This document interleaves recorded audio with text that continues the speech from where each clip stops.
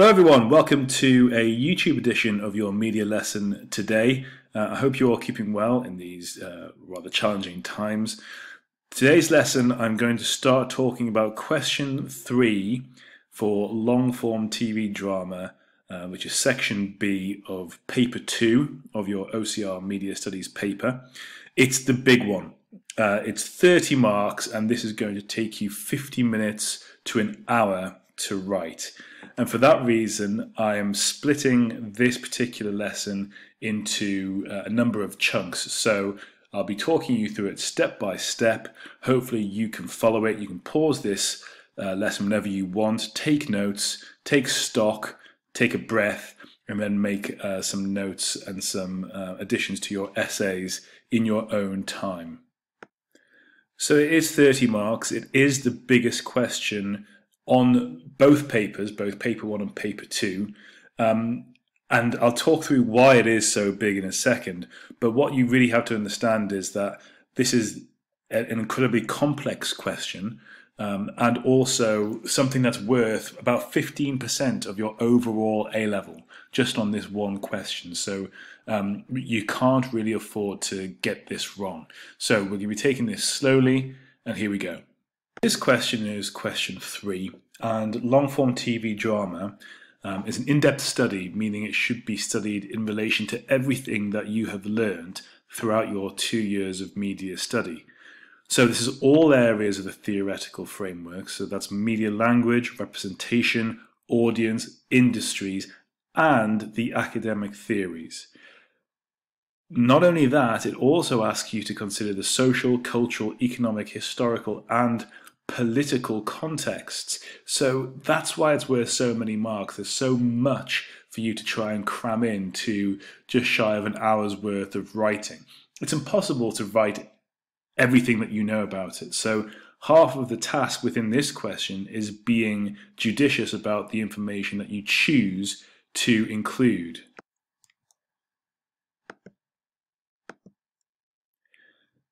Now, it mentions about the theoretical frameworks there, and this is where you need to be honest with yourself. Regardless of which stage of study you're at, how confident are you with these theorists? Now, there are 19 theorists. Some of these will be more familiar to you than others. So, for example, we've just recently completed a question on gender performativity with Butler. You know quite a lot about Hesmond Hoff. You might know bits about Neil and bits about Todorov, etc. But you can't really go into this question without being confident in all of these theorists. And the reason why I say all of them is because, as you know, these theorists are split into 4 different sections: media language theorists, media representation theorists, industrial theorists, and audience theorists. In order to access the top band for this question, you have to include theories from 2 or more of the frameworks. That means that you have to include, for example, something about Hall and something about Bandura, or something about Todorov and something about Livingston and Lunt, because that means you're talking synoptically, talking about 2 different parts of the course that you have studied. Without doing that, you can't access the top grades. And as if to reiterate that, OCR said that you're going to be rewarded for drawing together knowledge and understanding from your full course of study, including different areas of the theoretical frameworks and media contexts. Responses that do not draw together knowledge and understanding from the full course of study will be limited to a maximum of 16 marks. So in order to get over that, you need to be able to include theorists and understanding from all of your studies. It's important to mention now that you do need to come to judgments and reach conclusions at the end of your essay, and we'll talk about that in a second. So, a synoptic question: students should be prepared to refer to relevant academic ideas and arguments in this question. So this is talking about theory specifically. This question may include a specific prompt directing students to refer to relevant academic ideas and arguments, so it may give you a specific theory to talk about, but if there is no explicit direction to refer to, students will still be credited for reference to relevant theory. So even if it doesn't say talk about theory, you should talk about theory in this question. And this is what I was mentioning before. Referring to theorists from different areas of the theoretical framework is one effective way for students to meet the synoptic requirements of the question. So if you remember, we spoke about the importance of talking about theorists from different areas. Well, this is where it will come into play. So the last couple of bits of information before we get into what the question actually looks like, I just wanted to give you an idea of the sort of marks that are available. Out of the 30 marks that are available, they're split into two. So it's 10 marks for AO1, Assessment Objective 1, and Assessment Objective 1 is essentially your knowledge and understanding of the media contexts and their influence on media products. So that is what has happened to make these products available to the mass media. What has had to happen? Is it ownership? Is it the audience? Is it the industry? You have to be able to understand why these products exist. Then we're going on to AO2, and AO2 is split into two sections. The first one essentially is academic theories. So the context and the academic theory, so how well do you know your theorists? And the final section, which is worth a significant amount of marks, is your judgment and conclusion. So this is an argument question, and you have to make your argument clear. Without doing that, you're not going to get anywhere near the 20 marks available. So understanding the context and accuracy will be awarded in AO1, and your reasoning, your judgments, your appreciation for the academic arguments, bringing in ideas from your entire study throughout the 2 years, that will be awarded in AO2. 10 plus 20 equals 30 marks. Okay, so forgive the enormous preamble, but I think it's important to understand how to get where you want to go before we really delve into the question. So let's have a look. This is the question we're going to answer together. The differences in the codes and conventions of long-form television dramas reflect the different values, attitudes, and beliefs of the audiences that consume them. How far do you agree with this statement? So the first thing you need to do is read back this question to yourself. Pause the video here. Read back the question to yourself. Are you filled with dread? Does your blood run cold? Do you have any idea what's going on here? But concentrate on the words, the key words, and consider what the question is trying to ask you. So pause the video here.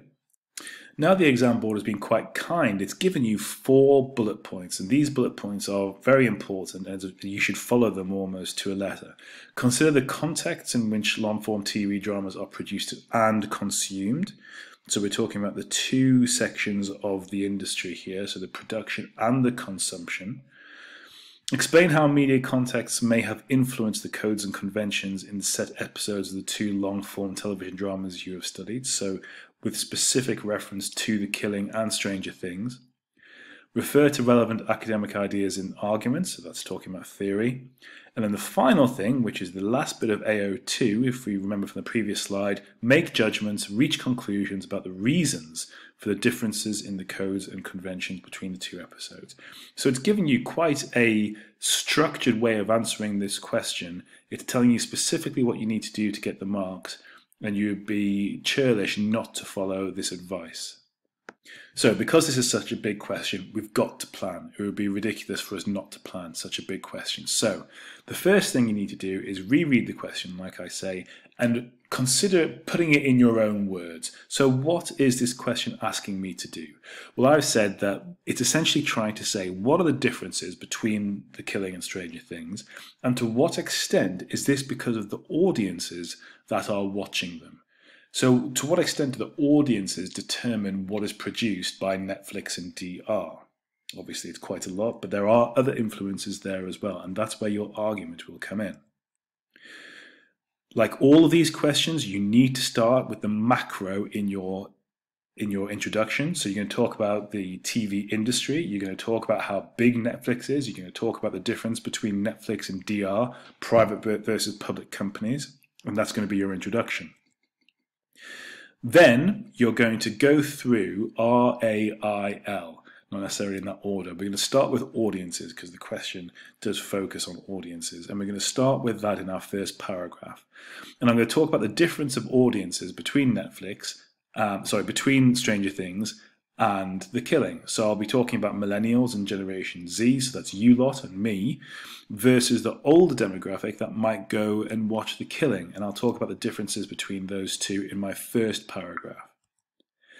So with audiences done, then I'm going to talk about industry. I'll talk about the ownership and the structures and the differences between Netflix and DR. I'll talk about the formats. I'll talk about the fact that Stranger Things is only eight episodes in the season, whereas there's 20 in The Killing, and that plays into the audience's expectation. But that's the industry paragraph that I'm going to be focusing on. Next, I'll be talking about representation, so I'll be talking specifically about some of the characters and how they are presented on TV. For example, Sarah Lund versus Jan Meyer, talking about the gender balances and inequalities there perhaps. I'll talk about kids versus adults in Stranger Things, and I'll talk broadly about the cultural difference between Denmark in 2007 versus the States in 1980 when Stranger Things is set. And within that representation paragraph, because I'm being specific, I will obviously talk about media language as well. So media language will be incorporated within that particular paragraph. And then I'll look at, then I'll need to think about which theorists I want to talk about. Now, I'm not going to dedicate a paragraph specifically to theorists. I'm going to embed my theorists throughout my essay. But off the top of my head, I'm thinking, well, what makes Stranger Things so successful? Well, it's got loads of different genres and therefore appeals to a massive audience. So I'm going to be thinking about Steve Neal's theory about genre hybridization and his intertextuality. I'm also going to be thinking about Hesmondhalgh because he talks about repetition, and there's so much repetition in Stranger Things. I might think about Butler and gender performativity. So those are the things that I want to be thinking about in my plan. So now that I've done all of that, I can come to a conclusion, and the conclusion is where I'll be getting the last few marks and considering what it is that actually makes these shows successful, and is it the audiences that control the production, or is it something else? So I appreciate there's a lot of information there. If you need to stop now and make your own plan, please go ahead, pause the video and do that now. Okay, so I've done a lot of talking here, and now I'm going to pass the baton over to you. You are going to write an introduction to answer this particular question. Now, I'm not going to leave you high and dry.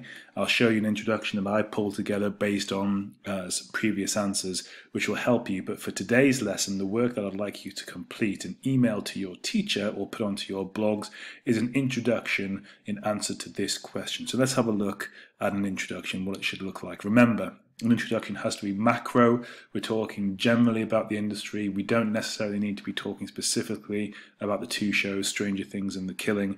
So we're going macro before we go micro. So let's have a look. I'll read through this because there's quite a lot to it. The differences in the codes and conventions of long-form television dramas do reflect the different values, attitudes, and beliefs of the audiences that consume them. So that's the key words from the question being used here. As the media producers must create content which appeals to its target markets in order to engage individuals on a personal level, regardless whether the product is created for a global mass audience or a smaller national or regional niche audience. So I'm talking about the differences between the two productions and how that could change over differences between a mass audience and a niche audience. Large international media companies like Netflix is present in 190 countries, and the codes and conventions exhibited must resonate with the values and attitudes of the population of that country to be successful. Conversely, a smaller PSB like DR need only appeal to its niche Nordic audience, and therefore the codes and conventions will differ.